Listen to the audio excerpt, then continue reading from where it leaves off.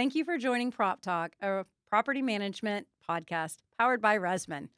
I'm Elizabeth Francisco. I'm the president here at Resman, and I am your host for today's episode. Don't DIY your DEI, the quest for equity and inclusion in multifamily. Today, we will be hearing from two very incredible professionals in the multifamily industry as they share their perspectives as Black women on their quest to be included, to be heard, and to achieve equity. And we're going to be jumping just right on in because this is an important topic. So, Antoinette, first, I am delighted to welcome Antoinette back. Antoinette Williams is the Regional Vice President of CARROLL Property Management. And she has joined me before for another DEI topic about owning your career and trailblazing your way to the table. So if you have not checked it out, I truly I'm asking, go check it out. It was fantastic. And thank you again for that. We had great response from it. You could have two careers if you wanted them. Well, thanks. So to start us off, Antoinette, can you just remind our listeners a little bit about, your career in property management, and maybe also talk about, what are things that you really love about this industry, and maybe if there's anything that frustrates you about this industry? Yeah. So thank you for having me back. It's great. This is fun. Last time, I'm sure it'll be a fun episode this time. So I've been in the industry for 15 years, and I kind of worked my way up from leasing consultant to now regional vice president. I've worked all the positions in between. And I've been with my current company, CARROLL, for 7.5 years, and currently support the Georgia and Western markets.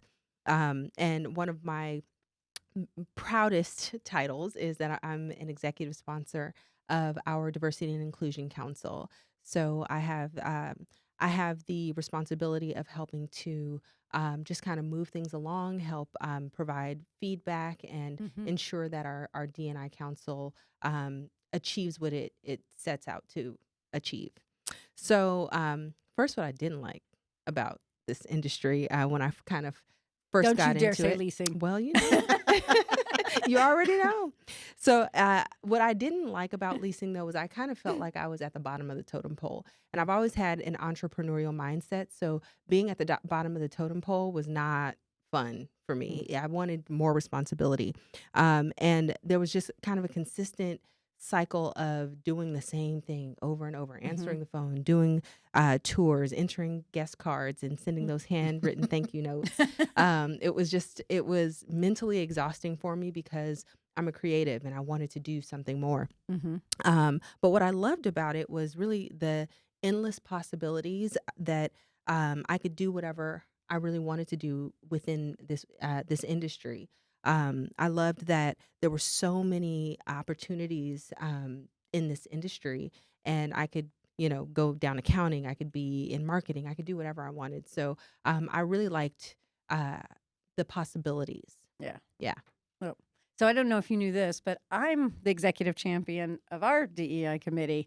And interesting enough, I think as we go through this conversation, I'm anxious to hear what you're going to share and see what I can learn from it and what I can do to take that forward too. Because I have a feeling the two different committees may have different perspectives, and ours, in all honesty, we've struggled with it.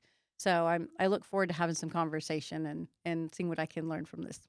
I also want to welcome today a newcomer to the PropTalk podcast, Lissi Daniels of Madera Residential.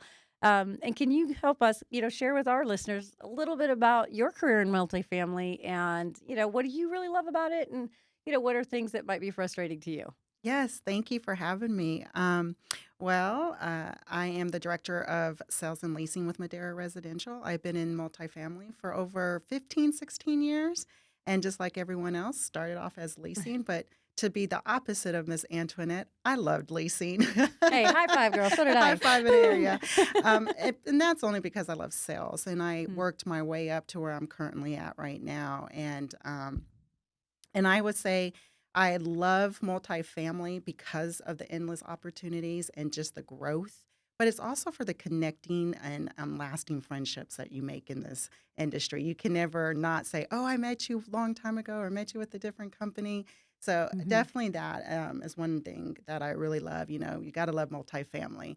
And as far as something I don't like of that is being when I started off as a leasing and being to where we're at now is not seeing that representation of minorities and not Mm-hmm. seeing them in those leadership and executive roles to where I could say, wow, I want to be where she is at, or I have a room to grow and I have an opportunity to be in that position and work my way up. How do I get there? And where's that mentor of that person for me Mm-hmm. at that? So those would probably be the cons of it with that. So Well, I couldn't have asked you to set this up any better, but what a great segue into the into our topics today. And as you're talking, it resonates with me about the lack of representation because back in early 2019, I was working to submit a session submission to the NAA's Apartmentalize, and it was a diversity and inclusion and equity topic. And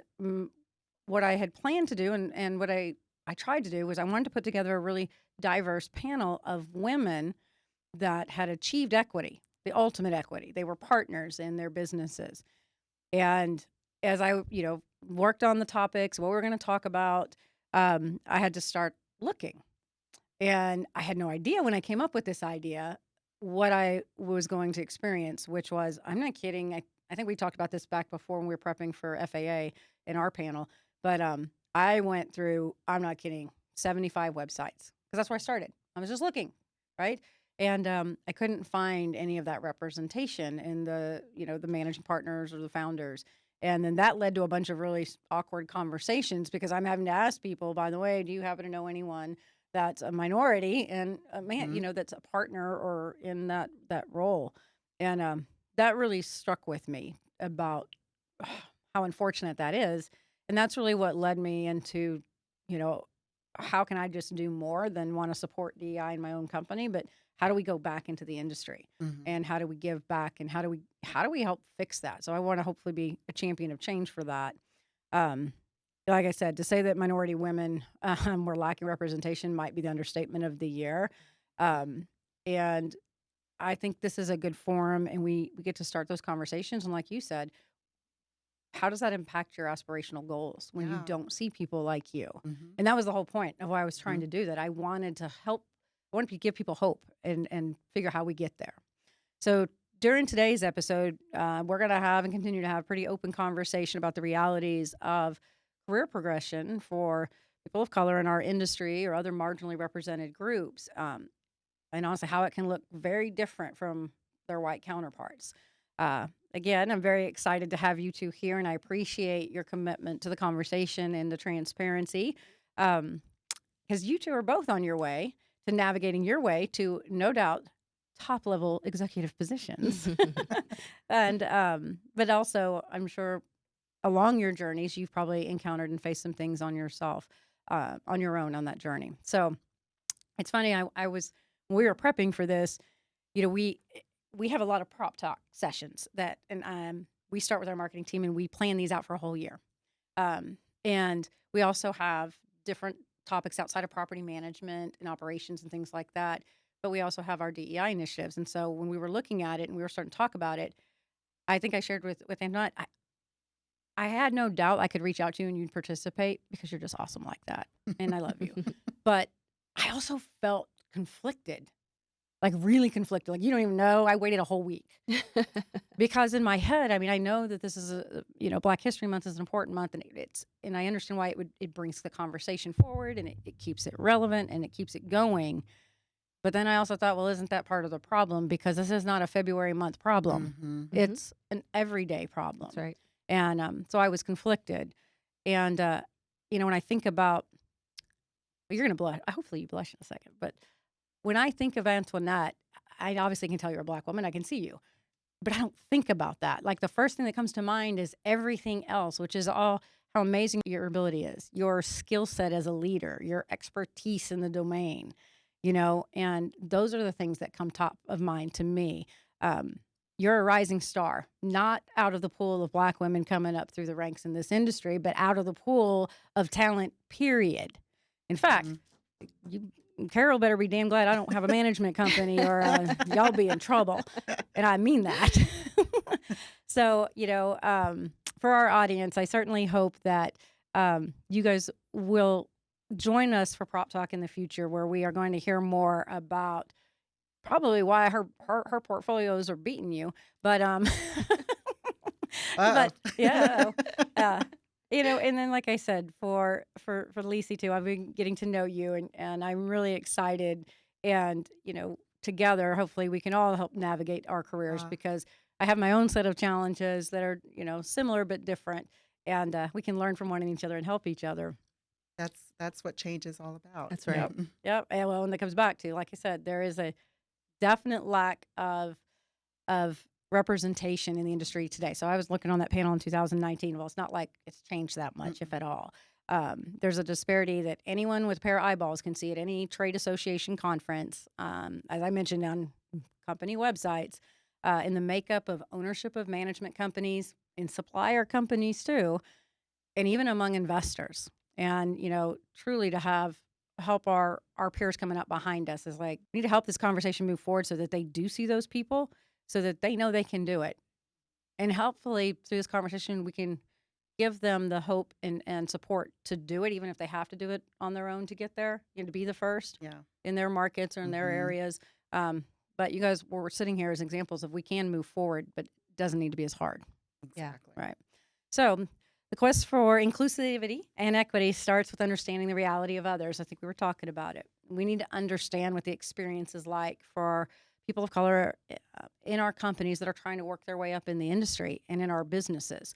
And I'd say right now more than ever, I mean, given the fight for talent and the great resignation, you can't afford to have this, unfortunate level of thinking and devaluing of your talent. It makes no sense.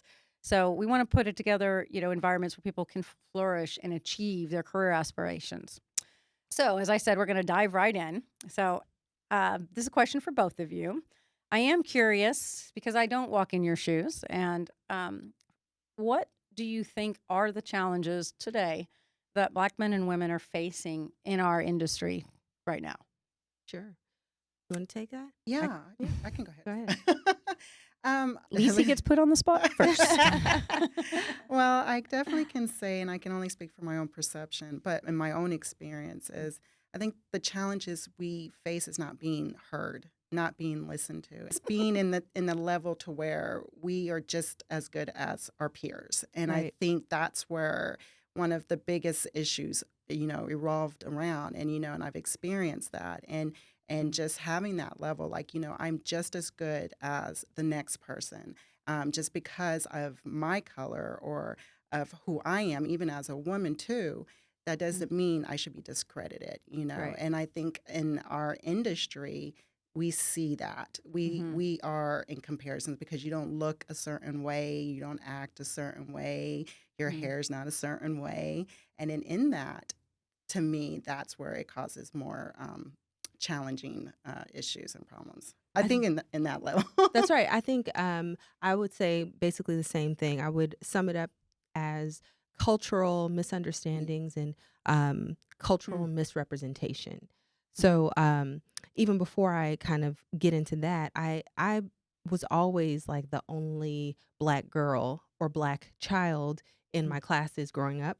And so once I got into the workforce and I was the only one, I don't think that I recognized. I always wanted to have more of a connection culturally, but it was kind of like, this is just the way it is. And so when I really started to pay attention to some of the differences in the way that I was treated and some of my counterparts, my non-POC person of color counterparts, were treated, I realized like there's just a real misunderstanding and misrepresentation of my culture.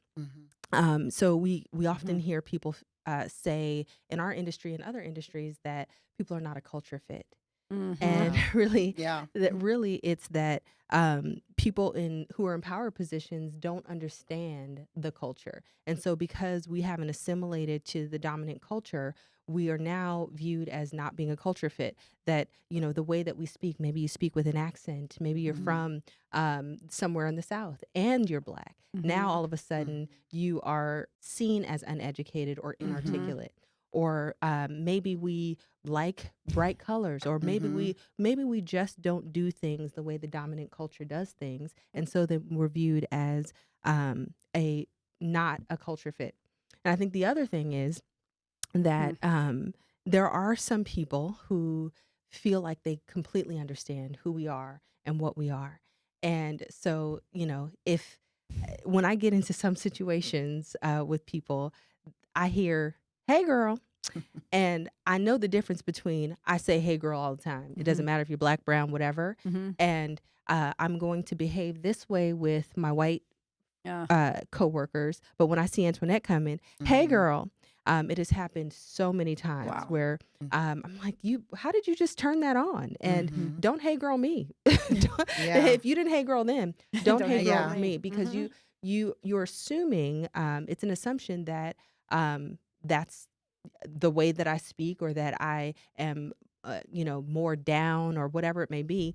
And it's a misunderstanding. I am in a professional environment, as professional as every other person who's in that room. Yep. Yeah. It's interesting what you were saying. I think back to when Katrina hit, and I don't know if you guys were. How many years have you been in the industry? Were you in the? No. Okay, no. so you guys came in right after that then, because you're in 15 too.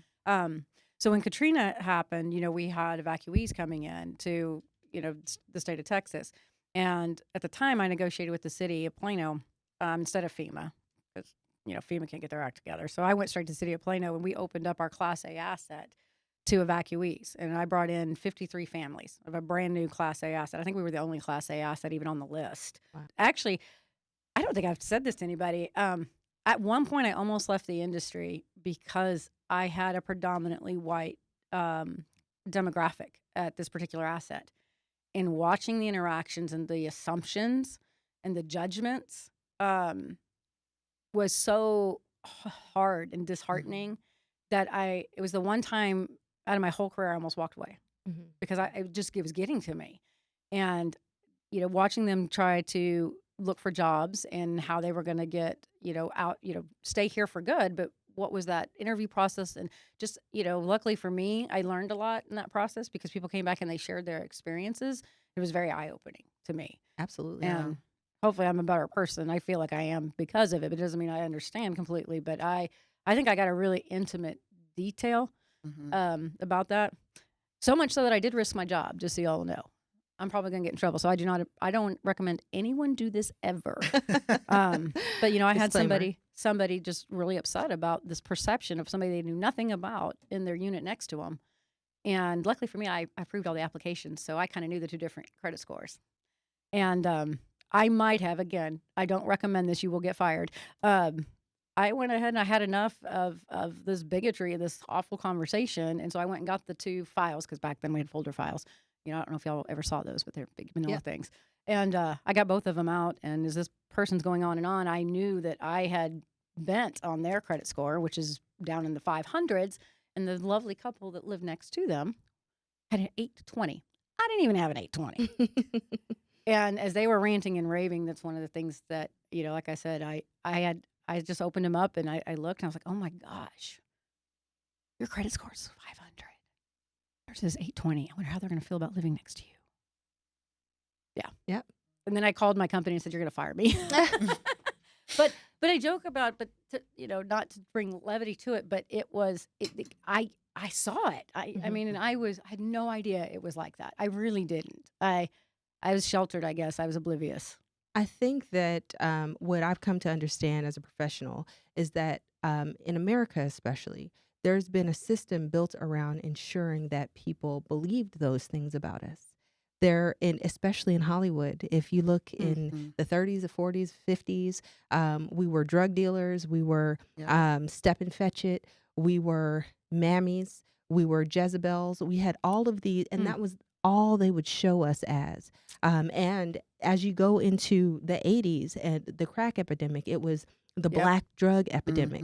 And so if you're in the dominant culture and you have power, even if your credit score is 500 something, you're still above a black person with an 800 credit score because of the perception. And so as a professional, Yep, I could see that. As a professional in this industry and just in America, I understand that when I walk into a room, that I'm Mhm. starting on the bottom and I have to prove Yeah. myself. I have to. My work has to speak for me, and Mhm. I have to speak for Yeah. myself. And I speak the way that I speak because I'm from California, not for any other reason, not Mhm. because I'm trying to assimilate Yeah. to anything else, but I understand that I'm going to have to work twice as hard to get half as far. Yeah. Yeah. I understand it because that's the way that our system was set up. Yeah. Exactly. You know oh, I'm sorry, Lisa, did you No, I was just going to echo. I can definitely agree with you on that, and you have to, work, like she said, 10 times harder, but at the same Mm. time, you have to prove yourself and they Mhm. have to see that. So it's not like we can just walk in and be like, hey, this is my resume. This is how, no, what is really Yep. your background? What is it that you really done? What is it that you really achieved? And to be on that level. So, Yeah. And just to kind of add to that, I think early in my career, I just wanted to prove myself and I just wanted to be good enough. mm-hmm, And so there were a lot of things that I did for no Mhm. money. There were mm-hmm, a Mhm. lot of things that I did and I thought, man, if they see how good I am, it'll be fine. So I was making $38,000 when I knew that other people in similar assets were not making that. Mhm. And I just brushed it off and I moved forward. I kept my head down and I did the work and I proved it out. And there were a lot of years of doing that type of thing, Mhm. knowing that I was worth more. And now I feel like I'm established enough to my resume can speak for itself. Yes. But we've absolutely been put in those positions. yeah, Yeah. We were talking about that perception and thinking about the weight. So, one of the things that I learned from a coworker, and she knows who she is if she's listening to this, and I thank her for it because she continues to help educate me. And one of the things that she shed light on for me was this concept of, and she's been in multifamily before she became part of our company for years, but it was this conscious decision to try and act white. And I never really thought about it from her perspective, and as she shaped it, and I don't want to give away too much about where she's from, but there are certain, like you said, there maybe where you grow up, what the culture mm-hmm, is, because it's not like every Black community is the same exact culture either. I Right. would think, yeah, right? That's right. it's, It's your family, it's your community, yeah, it's Absolutely. whatever's unique to that region, mm-hmm, and so some of that, that was her natural way of communicating and talking, and mm-hmm, actually is what makes her awesome. yeah, But she hit it. Like she consciously made this effort to constantly think before she spoke, or how she walked, or what she wore, or her nail yeah, color, or Hmm. her hair mm-hmm. color. And I wonder, like, is that something that you guys have experienced yourselves as you were coming up, Yeah. or know other people that have shared that? I know I have experienced that because for once, I speak very articulate, right? And then, I've always got oh, you're articulate, oh, you sound proper, or you're not trying to be who you are. And in reality, this is me. This is Hmm. who I am. This is how I was raised.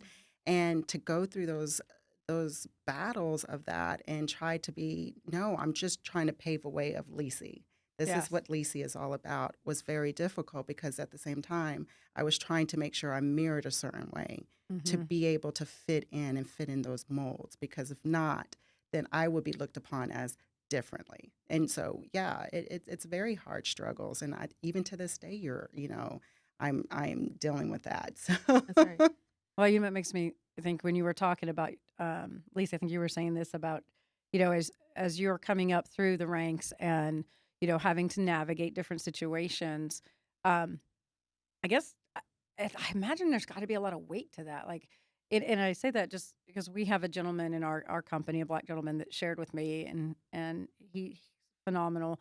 But he said that he was showing me the weight. He said when I went to, thank God it was a different company out in California, but when I walked up there and I saw I was literally the only person on an entire floor that looked like me, he said that the thought that he had almost instantly was, man, I can't screw this up because then people can't follow me. He's like, I have hmm, to Oh yeah. yeah, outperform. And Oh yeah. so thinking about your individual careers and your achievements, and I think about, like, man, that's got to be exhausting, that weight of hmm, not only am I trying to find my own way, not only am I trying to maybe face some adversity coming directly at me, but do you feel the weight of having to represent a whole group of people. Oh, 100%. I've had a lot of behind closed door conversations with Black and brown people, especially about how we have to move in this space. We Mhm. can't do the things that other people do. Mhm. We just don't have that. We don't have the space to do that. We don't have the space to stand our ground in a certain way. Even if we want to argue a point and we know that we are right about a point, there's a certain way that we have to interact. Whereas I have white counterparts who it seems like they don't have to think twice about it, because some of the things that I've heard people say in this industry, there's no way, there Yeah. is no way that I could, or a Hispanic person could say the same thing Mhm. and be viewed as a professional and be viewed as someone who could lead a group of people. So it's almost like we have to have spotless careers. We Mm. can't be the people at NAA who are acting crazy, drunk on the floor. We cannot be that, because it'll follow us forever and ever and ever. And although there may be a funny story about somebody who did those things, they're still excelling in their career. I can't be confident that I would. Mhm. Mm. Yeah. No, definitely that. It's like you always having to double the work of watching yourself, right? Mhm. And making sure you're very mindful of everything you say and everything you do, because um, the fear of what would they think, what would they, what would they just mark on you or Yeah. against you? And so, yeah, definitely Yeah. challenging.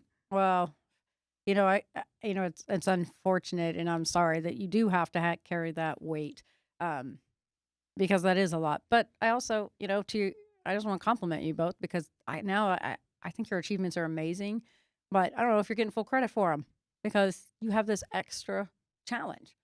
And it's not like it ain't hard enough to begin with, right? Right. So Hmm. having the extra challenge, I think, makes your achievements even that much more impressive. Well, Yeah, thank thank you. you. You're so welcome. Um, so I was going to say, I want to come back to this. Do you feel like Black men and women in this space, do they have the same challenges, or is it different? And you obviously can only speak from your perspective, but hmm from conversations or family that shares, maybe, is it different? So I think culture and ethnicity play a big part to the answer to that question. So white men are treated vastly different than Black women, and Black men are also viewed and treated vastly different than Black women. So in some cases, Black men have more of an advantage to Hmm. excel, and in other cases, in other ways, they have Mm-hmm. less of an advantage. They're at a greater disadvantage, and some of those ways are Black men are still men, and so they walk they walk into a room with with their masculinity, and they Mm-hmm. have that going for them. On the other hand, similar to what I was explaining earlier about the perception of Black people, especially in America, that has been portrayed Mm-hmm. in Hollywood and beyond in the media, is that Black men are aggressive, and Black men are criminals, and Black men are not great fathers, and Black men are all these negative things. And so there's also that perspective in our industry and beyond, of Black men just not quite being good enough, and or being too aggressive. And in some ways, I'd rather have a Black woman who is perceived as softer than this angry Black man who could just go off the rails at any moment. Mm-hmm. So I think we are treated differently. There are some advantages and some disadvantages to both. Mm-hmm. Hmm. Yeah. But then I also feel like within that situation, even as Black women, we have to still come a certain way and present ourselves a certain way, and not be aggressive and not sit there and voice our thoughts and our opinions, because then we are then put in what we call the label, right? Angry Mm-hmm. Black woman. And in that situation with that, it's a, yeah, it has its disadvantages on both ways. So how do we supposed to perceive ourselves Mm-hmm. and move? So And I think one of the disappointments to not having great representation is that I think if we had better representation and someone kind of paving the way to say, we can voice our mhm, Mm-hmm. opinions, we can yeah. do this, but here's how we do it. Here's how we do it, and skirt misrepresentation or that misunderstanding of who we are.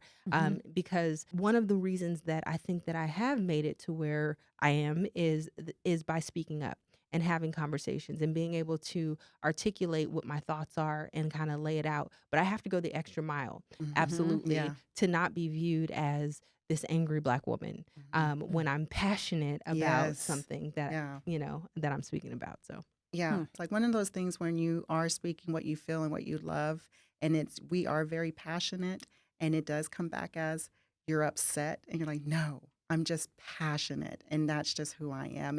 And that's the things that I wish it was just a change of that whole thought process of Amen to that. Because, So, I don't get accused of being an angry Black woman, but I do get accused of being, over emotional Right. because I'm extremely passionate too. I don't think that would surprise anyone. But I also think, I understand it's frustrating because I don't think our male counterparts always understand by the time I'm coming off across emotional, it's because I've gotten there. It's not like it happened just from this one incident. By the time we're expressing our passion the way that we're getting to that point, it's because something's gotten us to that point, and Yeah. probably for me, at least I could say it's builds when I'm not heard, and I'm even trying to do the right things by the company or just in my past and even on my resume journey. When you're passionate about doing the right thing, even for the company, and that something about you individually is being downplayed or pacified, it's maddening. So I can't imagine, but that's very unfortunate. Um, I don't know if, like I said, if you guys, obviously we all have our LinkedIn networks and we know so many people in the industry, but, you don't necessarily have to talk about companies or individuals or anything like that. But, is there anything that you would want to share with the audience about, your own journey? And if you faced the adversity that maybe has held you back directly in your career growth? I'll say that I've definitely been blessed in my journey and I've been able to walk hand in hand with one or two allies from the time that I was a leasing consultant to my current position. But so it was less about, being discriminated or being held back from my career growth because I think I have moved up. I did move up pretty quickly. So I went from leasing to regional manager in about 5 years. So it's not a typical journey. And so I don't think that the discrimination has held me back necessarily in that way. But have had to figure out how to navigate some of the biases of my peers and other influential detractors. So, and what we were just saying, trying to navigate being viewed as an angry Black woman.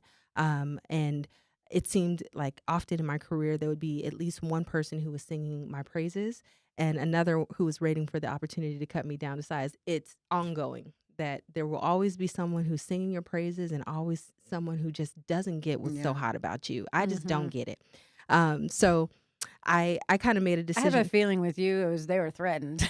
Something tells me you were outperforming somebody. Right. And I am confident enough in that. And I have been confident enough in that in the latter part of my career. Not that I've been in the industry for 30 years, no, but I think, probably the last half of my career, I've been far more confident in the fact that I know that I know what I'm doing, and I know that I know how good I am at whatever it is I'm doing. And so when I've had those people, it was more about them than it was about me. And I just had to stay the course. But there was definitely a time where I was like, what's up with this? What is happening? Like, what have I done? But I get it. I see you. So I made a decision early on in my career that I was really just going to have to stand firm on my beliefs and work hard and address those people head on while trying not to be seen as that angry Black woman. Now I address those people head on, and we might just have to go a little bit more toe to toe because I feel like, as a regional vice president, I am in a better position to do those things than maybe as an assistant manager at a property. So, yeah, absolutely. Okay. Well, my journey, I have experienced it. And, in that time when I did experience, having that level of, being looked upon because I didn't fit a certain persona of what they wanted. It did. It really hurt me in my career. It was one of those pivotal moments where my love kind of changed for our industry. And then Mm. in that timing, I realized, I can either take this and grow with it and learn from it and not be stopped as far as my focus and my perseverance. And I did, and I did that. And, and I always say twofold, right? Things always comes back to situations like that.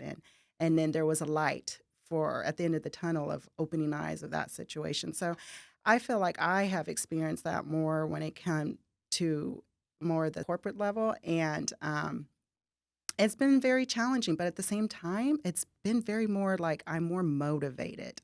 Like Mhm. it's like I can do this. I belong here, and I'm just as worthy as anyone next to me. And so I think if I didn't go through those challenges at the beginning of my career, Mhm. I don't think I would be able to sit here and talk about it. So Mm. I always feel like there's always a great story behind everything that you learn, and it's still challenging every single day. Amen to that. Yeah. Well, and thank you for sharing your thoughts, your experience, because hopefully we've got people in our audience that can, you never know who needs to hear that right now. Yeah. Can I just make a point real Yes, quick? ma'am. So I think I just want to further explain the shame of it all in our industry in particular where it comes to diversity. So we're in an industry where friends hire friends. And so if your friend Mm. group doesn't look like me, if your friend group, which most people Yeah, people hire people Yeah. they're they're, comfortable they're with and comfortable with, look and like people them. hang out with people that they're comfortable with Yes. Yep. culturally. So it's more likely that we all have people in our groups in our friend groups who look like Mhm. us. And if we're hiring people that we know, far fewer people will look like me than will look like you, right? Mhm. Mhm. And so, one, we have fewer people who know about our industry, fewer diverse people who know about our Mhm. industry and are brought into our industry. So we finally get some people into our industry, Mhm. and then they have to face these things, Yes. Exactly. and then it becomes like, They what's the don't, point? yeah, they don't see that there's another level. They don't see, like, Mm. it goes back to the first question, right? The representation, right? Mhm. And so I think it Mm. it creates that circle where you're like, if you just stop and just learn and just understand, and like I said, and go and educate, and just connect, you will learn so much more. And I think that will open the doors in so many different directions. That's right. What can we do about that? Like, how can we change that? Because this is, can be a great career, uh, period for any, Mm-hmm. you don't have to necessarily have a college degree. It doesn't matter where you Mm-mm. came from. And, I don't remember if we ever talked about this, but, where I lived, I was the only person who looked like me. Everybody else was brown or black in my neighborhood. Mm-hmm. And so I, seeing the differences and just thinking about, the challenges they face from, not having the same access to capital and financial means to, maybe they do great in high school. Because I know some people that were really, really strong academics in high school, start college, but then they don't finish college. And that was sadly was because they didn't have access to the same financial means that, someone that looks like me would have. Mhm. So we're gonna come back to that one. Yeah. Because that also makes me think about what I call Antoinette's drop the mic moments. And when we were prepping for this, we were talking. I'm sure you guys will remember. And we were talking about like where does the responsibility lie for fostering an inclusive and equitable environment. And Antoinette, you said something that really struck me. You said discrimination is not a problem for minorities to solve. Mhm. It's a very simple statement, but it's a very powerful statement. And I guess I, again, never really heard it said quite like that. You were very passionate when you said that too. But Me? I embraced it. But you're 100% right. And that moment was not only a drop the mic moment in our conversation, it's had a profound impact on me since then. Because it's not the responsibility of oppressed people to solve the oppression, Mhm. right? Especially when they're not the ones in control. They don't have a seat at the table. They can't solve this problem for themselves. So I was wondering if you guys wanted to take a minute to expand on that just a little bit. So, BIPOC people. So, Black BIPOC means Black, Indigenous, and people of color. Mhm. So BIPOC people can share our experiences But we can't resolve the issues without the help of allies. Mhm. And without the help of allies in the dominant culture taking the lead to make the changes. Exactly what you said. So there's, let's say, for instance, you have a Black female leasing consultant who communicates that her property manager referred to her hair as a nappy lion's mane, and tells her that she looks unprofessional and she needs to go home and fix her hair. So now what? So now it's the responsibility of the organization to resolve the situation and Mhm. educate the broader employee base on why this is a problem and set the standard that this type of discrimination is unacceptable and has no place within the organization. The one leasing consultant herself cannot resolve this issue, right? Mhm. So that's just an example of someone who has been discriminated against not being able to solve the problem. And I use that Mhm. specific example because it's happened and it continues to happen in our industry and beyond. And no matter how many times we as Black men and women share our experiences around how our hair is perceived in particular in the workplace, we can't fix the issue without Mhm. the support of our allies. So the Crown Act began as an initiative in 2019 in California to protect against race-based hairstyle discrimination in the workplace and in schools. So we have a little video that I'd like the audience to take a look at to kind of further explain what the Crown Act is. Oh, fantastic. We are born in this world with so many doors closed already. There's one thing for us to say what beauty looks like. There's another thing to make sure our beauty is welcome in all places, all institutions.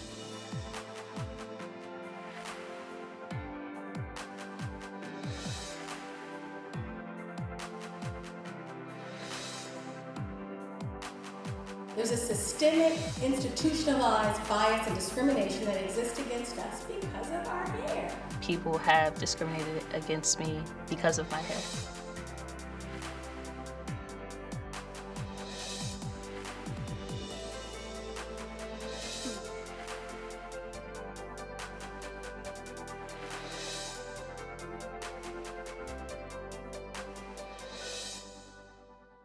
Where is the justice when Black men and women are denied access to economic advancement because of their natural appearance? Moments ago, we passed off of the California State Senate floor the Crown Act that says all of us who wear our hair in its natural form won't be discriminated against in school or the workplace.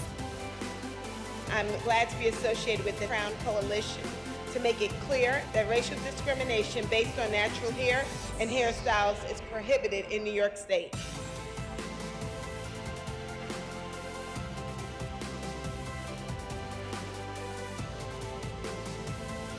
And I want to thank everyone that it took to make the progress that we have and the progress I know to come. There's so many people to thank. Well, first off, thank you for sharing the Crown Act with me. And I've signed the petition. I think that was a great way too that, you can go and get involved, and have been learning a lot about the legislation and the different efforts in the different states. So first off, I just want to say thank you for introducing me to that. And I literally had no idea when you told me that, and both of you shared with me that you have faced either personally or known someone directly that has had comments or even directives in this industry about how they can or can't wear their hair just blew my mind. Oh, it's Mhm. so prevalent. I'm Yeah. I don't even know. I mean, I don't even know what I say. To me, that just I'm just very disappointed about that.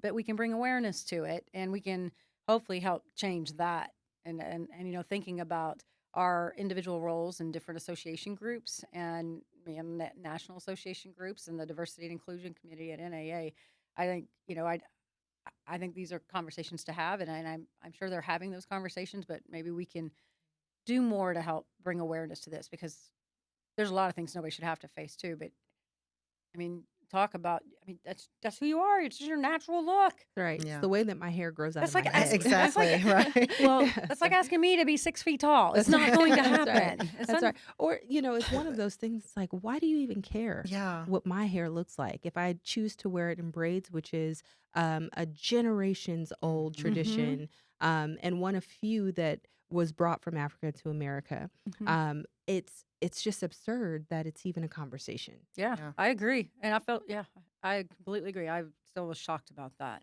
And then I thought, there's many great videos on this website, but, understanding kids, not being allowed in school. There's another one that shows this little girl that, her and her father are going up and they both have braids. And the teacher doesn't allow them come in because it violates the school's hair policy. She's like 5 or 6 years old. Like what kind of message does that send that poor little girl? And what is her value? So God bless you for sharing it with me. I was going to say too that there is a legislative effort that has been going on since 2018. So can you tell us a little bit about that? Yeah, absolutely. So 14 states have adapted this as law, and many other local jurisdictions in 14 additional states have also adapted it as law. So we're making some headway. We're not there yet. That if you add that up, 14 full states and then 14 jurisdictions, or many jurisdictions in 14 other states, that's only even 28 states that have started to move in the right direction. But it's better than nothing. But this is how we move the needle to make the change, right? We have to do it through legislation in some cases, which again, it's unfortunate, but I'm glad that we are making some headway. Yeah. Well, and one of the things I learned from understanding the maps where legislation is active right now, my home base here, we're in Texas, and I know you're a Texan now, but you've been in Florida. But, both of those states right now have legislation pending. I know at least in Texas, it's in the Senate, timed out, I think, with the House of Representatives. But this is the time to go be heard. So if you're listening to us right now, this is a great opportunity to get involved in those petitions, but also to make your voice heard to your local legislators. This is a no-brainer. That's like, right. let's just get this passed. That's right. And thank you. First and foremost, thank you for being so open and transparent and sharing with me and the audience. It's important, like I said, the more we understand, the more we can help do. But now I want to switch a little bit more to talking about what do solutions look like. And I think we talked about, I'm a champion of our EEC committee and our DEI initiatives. But we've had some missteps along the way. I find it disappointing. We've fallen short. The intention is there, genuinely. But that part's been hard for me to understand what we need to do. And I think, remember what we were talking about, your drop the mic moment, and where does the responsibility really lie? And I think one of the things I've learned, it's become clear since we've started this, is that the expectations of leaning on the people who have suffered these discrimination and bias and have felt oppressed, leaning on them to help solve the problem it's not their problem to solve. But then I also, on the flip side though, it's hard because I also don't have all the answers. So understanding how to navigate that situation, I'd be open and interested in hearing, like, what kinds of policies or practices or behaviors have you maybe seen in your current companies, or even a company that's really hitting it out of the park, let's say, because some of us are in progress, we're work in progress, but to be more inclusive and have more equity. So everything kind of started last year in June 2020 was a pivotal year in our country. Yep. And all of these things were happening and had been happening for several months, and it was leading up to this point in time. A boiling point. It was a boiling point, absolutely, where companies all over the country just realized we need to do something. We don't know what we need to do, but we need to do something. And I don't think that my leadership will be upset with me saying, because they're very, very forward thinking. But I had not heard anything from anybody in my organization around what was happening. It felt like there was no consideration that I, as a Black woman and mother and wife of a Black man, could potentially be suffering, and not just me, but many, many people in my organization. So I sent an email to a couple of leaders in my organization, and I received some very honest feedback. Said we knew that we needed to do something, but we just didn't know what to do, so we didn't do anything at all. And we're so glad that you reached out because we didn't know how to move forward. And so that started conversations, and we developed our Diversity and Inclusion Council. And what that did the first year that we had the council was bring different voices to the table. So I think that's the first thing, is that, if your leadership group is not very diverse and y'all are the only ones making decisions and listening to each other talk, you're probably not doing it right. And so, one, bring more voices to the table. And we were really trying to figure out, like, what's the purpose of this council? What are we doing? We spent a lot of time building our mission. And we ensured that our language is the same. So every year at the beginning of our session, so we start our new D&I council year in November. And so with every new council, we ensure that we understand what we're talking about, even what microaggressions are, what implicit and explicit bias is, what allyship is. We talk about a lot of DE&I topics to ensure that everybody even knows what the issues are. And as we're having these discussions, you know what they mean. And it was very sweet. I was discussing what microaggressions are with my new counsel, and someone pulled me aside afterward and said, I've always told you that you're articulate, but I never meant it in any kind of way. And I said, I know that you didn't, but that's a part of learning and growing. And so just because you didn't mean to doesn't mean that it didn't affect, but that's a part of learning and growing. So I think understanding even what the language is, what the issues are, and talking about it. If you don't talk about it, it will never be resolved. And something that I'm really proud of that we're doing this year, we've got 3 big goals, and I hope that I remember them. But we've got 3 big goals for this year. One is to understand and assess our hiring practices. So, we've been really good about hiring great people, but from pretty much the same types of places. And my company is based in Atlanta, where we have HBCUs, historically Black colleges and universities. And so if we're not even seeking talent from like the mecca of diversity, like what are we doing, right?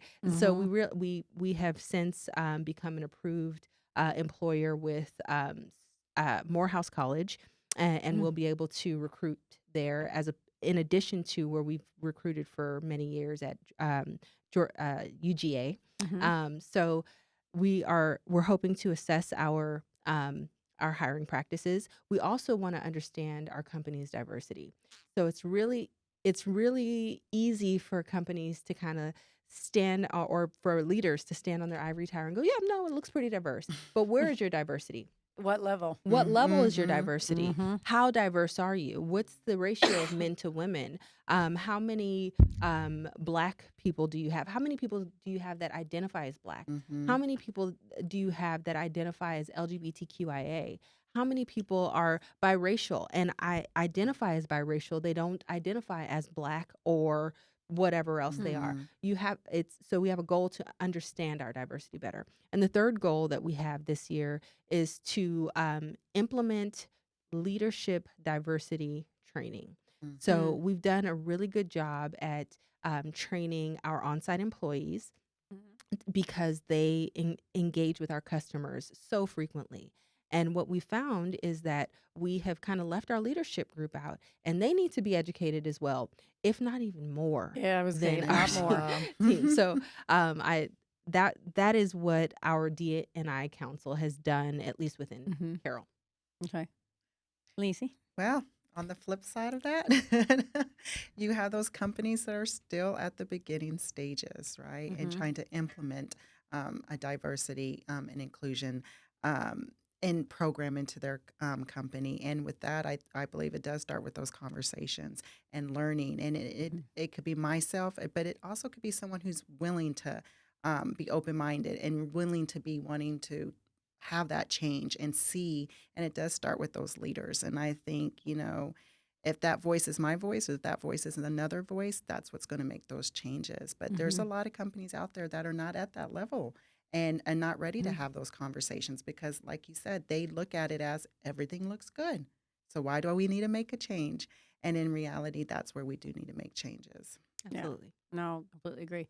So I'm curious about, if I think back to some of our challenges, do you think that an effective DEI council or committee, can it be led by somebody who's not in those shoes? So, I think it can be.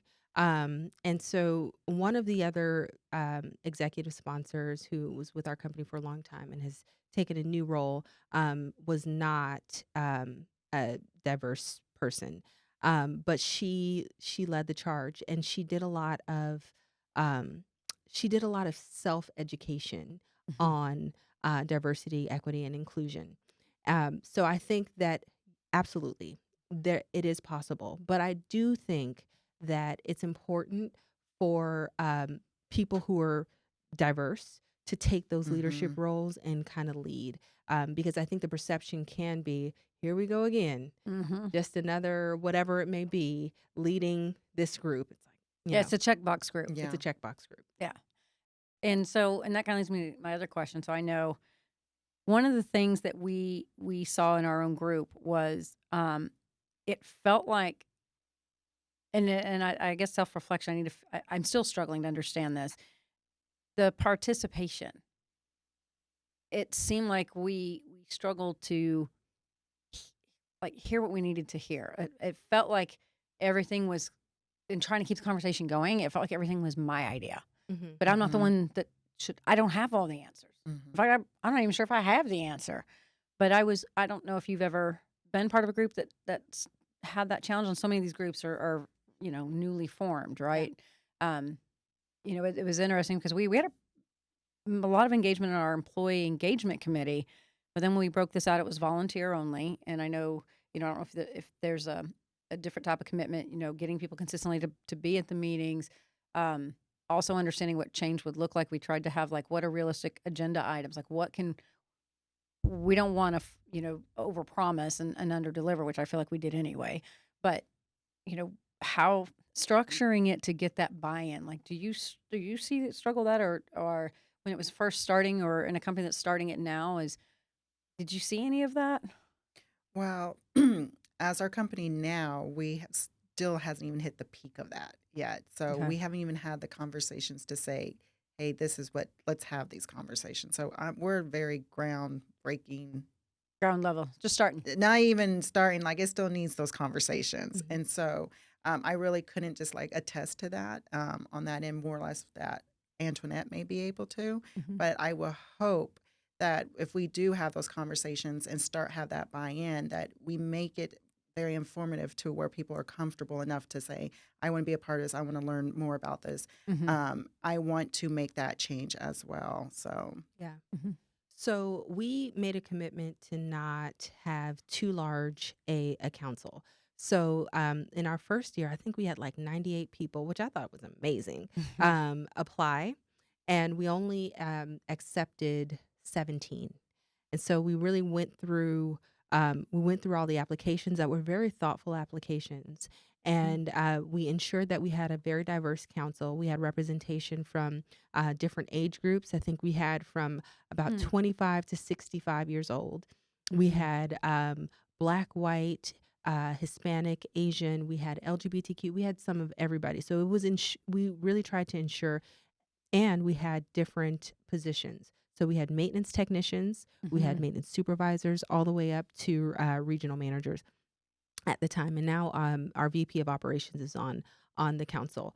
But so one, we kept it on the smaller side. So it was a little bit easier to manage. And two, we realized that not everybody would be able to make all of the meetings. Once a month is the commitment for the meetings, but we kept them engaged. So the people who were not selected to be on the council were selected as ambassadors or asked if they wanted to be ambassadors. So we kept the engagement through email. We would always update the people who couldn't make it to the meeting via email, and then we would reach out to our ambassadors to help to continue whatever initiative or effort it was. So we've had really, really good engagement. This year, we have implemented committees, subcommittees. So we have an outreach committee, we have an education committee, and we have a planning committee. And it's really just the people who are on the council who are running it all. They get together one additional time per month, and then they put our meetings together. They determine what our initiatives should be. And we also talk to our executive leadership to ensure that the company's goals align with the council's goals. So Yeah. I feel like we are still a fledgling council, but we've made some really good headway. No, and you know what I'm thinking about too is we have another podcast episode where we're talking about retention and some of the challenges right now with the Great Resignation. And on the surface, it seems very monetarily driven, but I really don't believe that that is all that it is. I think there's a lot more, and people want to feel valued. And as companies are out there thinking about how can they invest and provide different opportunities for their employees beyond their normal role, right? Beyond that role, there's a value to experiences and growing your career and being in a group like what you guys have done, which I think is fantastic. What an opportunity too for them to have visibility in the company, Right. for them to learn from one another, to think about strategy, and so that may be if you're looking to start your fledgling DEI council or committee. I think those were some great suggestions, and that's the kind of thing I think employees right now, if they're on the fence, because look what's happening. They see the news; it's constantly in the news. They're got to be thinking, "Wow, am I the crazy one from sticking around?" So this could be a really good way to get to ensure their engagement and retention too. 100%. Yeah. Well, that was great suggestions. So I think too, if we think about from executive leadership, what do you think a good, an effective, not good, but an effective executive champion, or I don't know if champions are right. Hopefully we're all champions, but what does the effective executive leader look like that helps move their company forward? They drive conversations, so they don't hide from the conversations. I genuinely have to say I'm blessed with a great leader. So my COO, David Perez, is just very, very open-minded. He wants to learn, and he wants to ensure that we're doing the right things for our people. And so I've been fortunate to be in a position where I can have those conversations. I can present those conversations to him, and it's not just him kind of checking a box like, let me listen to what you got to say so that you can move on. He genuinely soaks it up, and he wants to know more, and he wants to know how we can utilize whatever initiative I've come up with, or whatever we can do to make our company stronger as a whole. So I think that he agrees. I know that he agrees that this D&I Council is not just an initiative. It's a part of the fabric of our culture, and it has to be. So it's interwoven in everything that we do. And we've just hired an ESG manager. So environmental, social, and governance is huge right now. Our partners are asking about it. Other companies are doing it. It's just the thing.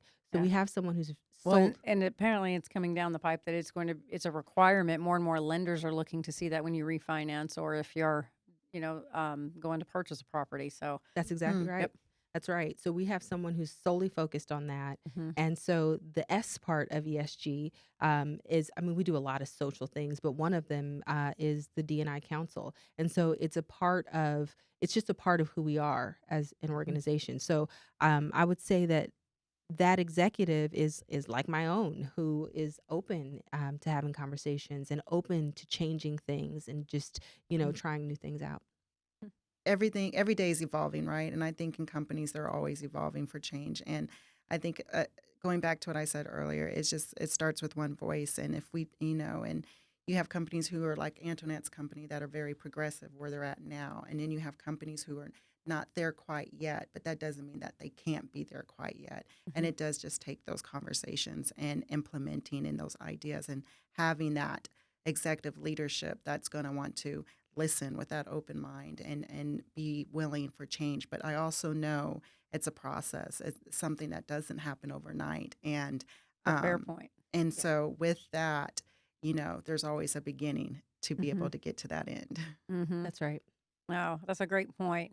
And I imagine that some of those companies out there, I think you made a great point about this too. You said sometimes it's hard to get that conversation started because they're like, well, everything's going fine. Mm-hmm. Well, maybe for you. Mm-hmm. That's Right. right. So, I was thinking about that because, we had our own conversations. I'm in a tech space, which does not have the diversity you might expect. Mm-hmm. And thinking about how we would tackle this and how we would, basically you got to take a look in the mirror. I'll just say what it is. Yeah, you have to be willing to take the look in the mirror. And so I'm a big believer in the surveys. And I think sometimes people who don't see the problem truly, they don't see it because they don't understand it. Mm-hmm. And there are some who don't see it because they don't want to see it. Mm-hmm. I have learned over the course of my career, data says a lot. Mm-hmm. So, for those companies out there that are looking at starting something, another good way to maybe get that conversation going is to really think about how you're going to do your annual surveys for your company.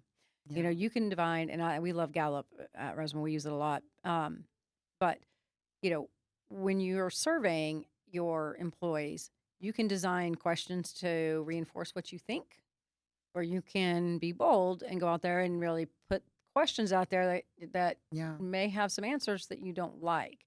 And, the data points you can look at, I think, obviously you can look about just the diversity in general. Not that should be the only requirement, because everyone I know who's passionate and wants to be heard and wants to have a voice doesn't want to be given anything either. That's right. Right. So, Mhm. but it is important to understand what the diversity looks like in your company, but not just your company. You think you said this earlier, the levels, Mhm. right? Property management, there's a definite, there's definitely diversity out amongst our frontline teams. But then as you go up, it changes. Same thing in a lot of our tech companies and a lot of other companies out there.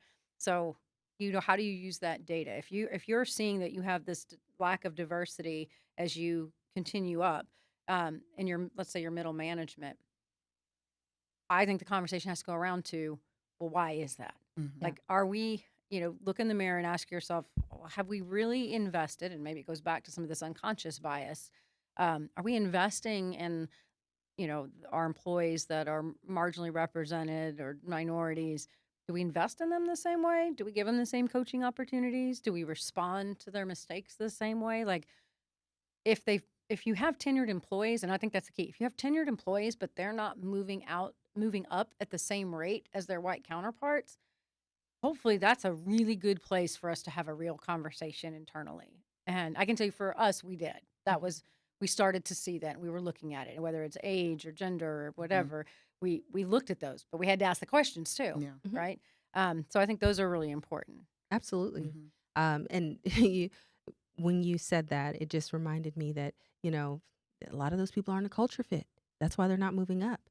And so that's what we tell ourselves, or some people tell themselves, that, we tried to train them, we tried to help them, but they just weren't a culture fit and they had to move on. And so these tenured Mhm. employees who have worked so hard as an assistant manager or a property manager, they can never make it to that next level because of the culture misunderstandings and misrepresentation.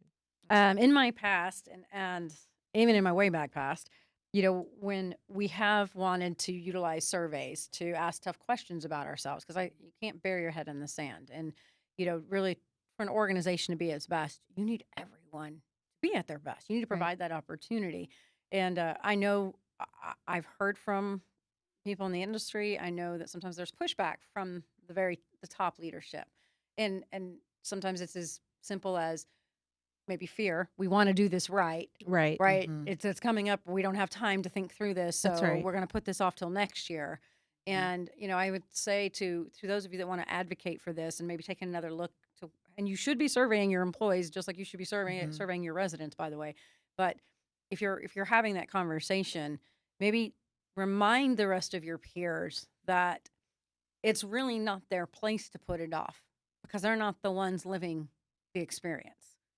And I think if you can be open and transparent, and we've made some mistakes, but we also came back out to our company publicly and said on our company stand up, look, this was a mistake. Our intentions were good. We understand this came across tone deaf. We need to grow from it, but we're going to own this. But we're learning, and we're going to not make that mistake again. What can companies do to, avoid, having the execution, take them 2 steps back because it comes off tone deaf? I think ensure that they are talking to the right people.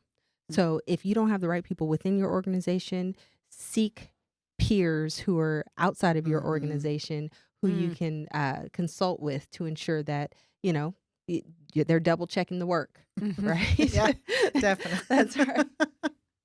That's right. What do you think? Yeah, no, definitely make sure you have someone that's on that team that is going to help you to where you're not going to fall back 2 steps, and it's going to be able to give you the right guided direction on that, and then kind of form from there. So, Okay. Now, I don't know if you guys have, DEI is a form of an infinity group. I don't know if you have any others, but it's funny. I wanted to share with you guys. There's another podcast that I've been listening to, trying to educate myself. It's called the Element of Inclusion podcast with Dr. Jonathan Ashong-Limpty. Okay. If I said that right. But there's a quote I wrote down from one of his podcasts that said, employee resource groups are like websites in the year 2000. Everyone thinks they know what they are, but very few of them are using them correctly. And it made me wonder, for other infinity groups, and not that we necessarily represent them all here in this room today, but, have you participated? Do you have those in your companies? We don't. Actually, the reason that I had never heard of employee resource groups or affinity groups or any of these types of things because I've been in multifamily for a long time, and it's just not something. We're a little late to the game. We're a little late to the game. So I have a very good friend who is in the tech space, and when we were kind of talking through some of our workplace challenges, she told me that in her organization they have an ERG called BEAMS, Black Employees and Mentors, is what the acronym stands for. And she said, maybe you can suggest that you all have something similar to this BEAMS group. And so this was like our very first ERG, and that's kind of how it was developed. But no, we don't have any other ERGs. I presume that at some point in the future, especially as we grow, we're at about 800 or so employees, that it will make sense to have more specified ERGs, but we don't have any. Okay. We're talking about solutions and, getting involved and thinking about representation. And, I think one of the things, I would think about if I was a property manager today is how do I get more of my team members visible in the affiliates, the local affiliates, state affiliates, and the national level?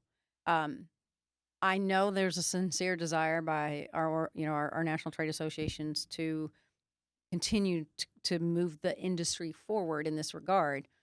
But if you attend events, we got a long way to go. Right. And this is, not the trade show events. I'm talking, our larger committee meetings, the boards, different things like that in the industry. And so maybe one of the things that we could and should do is think about investing in our frontline team members that are marginally represented or minorities or people of color, and fund them to go to these things. Help them become part of the solution, because we keep sitting here talking, it keeps coming back to, well, do we have the right people in the room to help lead that conversation? And I can tell you there's a few that are, but they are leaned on heavily by everyone else too, because I keep seeing that. So maybe one of a great starting point for us would be, you're members of the associations. If you're using any of their forms, you better be. But, you're paying for that membership. Utilize that too, because there's a lot. You never know who you're standing next to. You never know who you can influence through your conversations and just by people getting to know each other that later becomes an advocate that maybe wasn't in the beginning. That's right. You know, so, and it's not that it's really a minimal investment to have your team take off, go sit in, and what a great education about the industry too, to be involved. But I tend to focus more at the national level these days, because that's, we have teams that go to the local events. And maybe you guys can speak to that, but, it makes me wonder, if I go back to 20 years ago when I first went to some of my first local affiliate meetings, is it changing? Does what I see in my level still resonating down below for the most part? Yeah.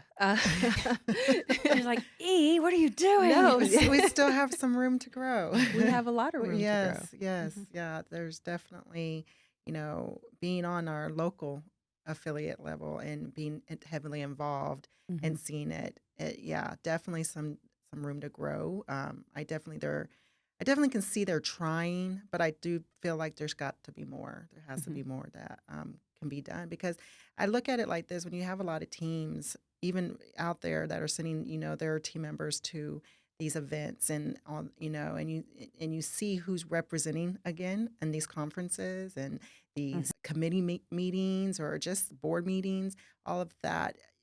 They're going to look at that and they're going to say, why do I want to go? Why should I be a part of that? Why should I have an interest of that? Because they're going to I'm not going to gain nothing from that. What is it? How is that going to impact me as someone being Black or brown? That's right. And in that level is to where I think we're aiming for that, but I think we have a long haul still. I keep talking about how a lot of people are kind of aging out of the industry. There's a lot of people who've been in the industry a long time, and they don't want to be in the industry too much longer because the time is coming. So, and we are getting to a point where people really aren't falling into this industry anymore. It's less and less that, I don't know how I got into it. I just kind of wound up. The younger generation is very focused on what they want to do and where they want to go. And so we need to be recruiting and grooming like crazy. And so one of the ways to keep people engaged is to support them and ensure that they're going to these apartment association events and even hire. I think I would love to see a world where leasing consultants could go to the statewide education conference. I mean, I know it's a financial strain, but I just think that those are the things that we have to be just focused on and conscious of, is recruiting on a more diverse level, and grooming and being focused on that. So, yeah. I think you just reminded me of something, and I think we've talked about it before, but it's not that much of an expense. So I think if I was trying to advocate for, well, let's be honest, we didn't have good rent growth last year. We didn't take the hit the rest of the other industries did. There is going to be cash flow this coming year. So I think the expense is nominal. And I think back to one of my biggest fights, and it became a requirement, is I would not work anywhere, and luckily I was being hired at a high enough level position where I could fight for it within the company, but then I had to convince the investors that we did carve out money and we took our managers and regionals to the state and national event. I looked at it as an investment in their education. And I, I think I shared with you, my entire team was diverse, which is really wasn't that long ago, back in 2007, 8, 9, 10, 11, those years. That's where I really started to realize the real problem we have. Yeah. Because I started to see how they interacted and how their body language would change and how they would be really comfortable back at home, but when we got out into the world, they cling together more, and they're pretty confident. I don't want to take too much away from them because they go boldly. But I can tell you what I saw from the investment that we put into them. The number one, they start to understand the breadth of this industry and what's possible. There's education there to help them grow. We benefit from all of that as business owners. And when you talk about leasing agents, you may not be able to afford to send every single leasing agent, Right. but you can run some leasing contests, some renewal contests. You can do some NOI contests where whoever's contributing the most, basically, effectively pays their way by doing this, and then they can go and open that, go and have that experience. But I think based on what we've talked about today, I think what I would do different now is I would start by having the conversation and not have them be surprised that they're going to walk in there and say, "Oh my gosh, there's nobody here that looks like me," or Yeah. "There's very few people that look like me." And because you're right, like I can understand, well, why? And it's not their problem to solve, but this goes back to the two sides of the coin, which is hard because if we can bring more and more diversity into our associations, we can help make that change. Yeah. We can have, a minority as chairman or chairwoman of NAA. That's right. And you're 100% right. The value far outweighs the expense. Yep. You're going to get back out of people and your company, what you put into it. That's right. It's all about there's that no investment. Well, and I think this Invest in your people. It does. And I would argue, like, we tend to look at our assets in multifamily as the buildings themselves. But I would argue our people are the greatest asset. And you look and you lose sleep at night worrying about the big asset that's brick and mortar. Yeah. You should lose sleep about your other asset, which is your people. And then third, I would argue that your technology should be an asset. But stop thinking of it as an expense, as an asset. You need to invest in it. Yeah. Yes. Definitely.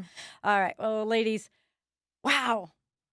Our time is up. That went by so fast, didn't it? Yeah. It did. Oh my gosh.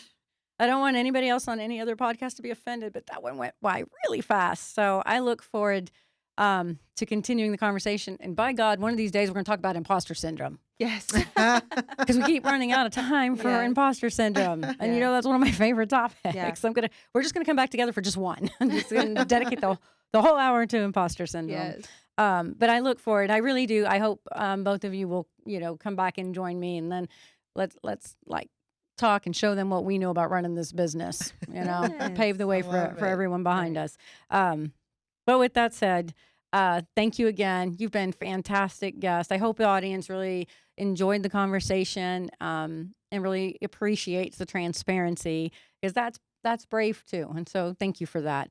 We hope you enjoyed this episode and that you will join us again next time. Be sure to subscribe to PropTalk on Apple Podcasts, Spotify, or wherever you get your podcasts from. To learn more about Resman's property management platform and to get more insight into the multifamily ecosystem, visit myresman.com.